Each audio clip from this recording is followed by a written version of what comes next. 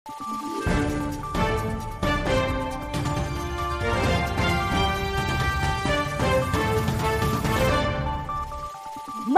araw, Pilipinas! Ito ang Valiente News hatid sa inyo ng Office of the Vice President.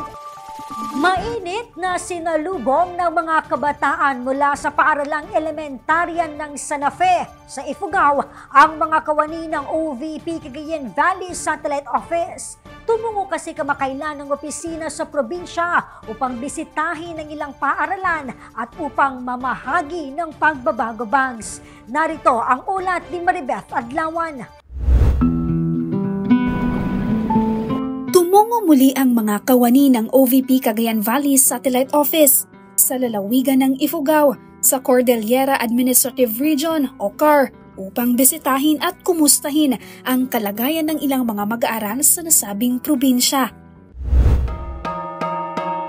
Sinalubong kami sa pamamagitan ng tradisyonal na sayaw ng mga mag-aaral ng paaralang elementarya ng Santa Fe.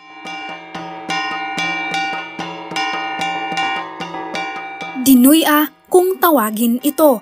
Kung hindi man sa kasal o panahon ng ani, ay madalas itong makikita tuwing may ginagawa na seremonya ng pasasalamat. Ang mga kabataan ng Santa Fe ay kabilang sa mga pinakabagong pinaghandugan ng pagbabago bags ng OVP na naglalaman ng school supplies, dental kits at kapote. Kwento sa amin ng guro na si Mirna, pangunahing hamon sa kanilang mga mag-aaral ang kakulangan ng school supplies.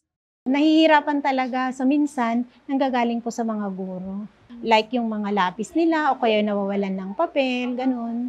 Kaya naman pong ipro-provide nun. O kaya minsan nakukuha po sa MOOE, tulad po ng mga bond papers, colored papers. Minsan pino-provide naman po ng MOOE namin. Grabe po, ma'am. Grabe pong tulong ito sa amin. Tingnan niyo po naman, ma'am, yung itsura ng mga bata pag nung natanggap. Ay, meron na kaming bago. Hindi na kaming hihingi kay teacher. Ganun po. So, malaking tulong na po nung sa datos mula sa OVP Cagayan Valley Satellite Office, mahigit 1,400 na mga kabataan mula sa lalawigan ng Ifugao ang nakatanggap ng pagbabago bags. Kabilang narito ang 193 na mga mag-aaral mula sa Santa Fe Elementary School. Saad ng OVP Cavso, misyon nila ngayon na siguraduhing makakarating sa mas marami pang lugar sa CAR ang mga programa ng tanggapan tulad ng pagbabago campaign nang sa gayon ay mas marami pang kabataan ang mahandugan ng pagbabago bags.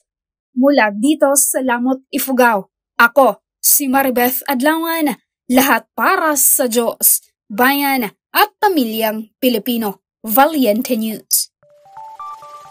Mahigit 100 mag-aaral mula sa Santa Fe Elementary School nakatanggap ng pagbabago bags.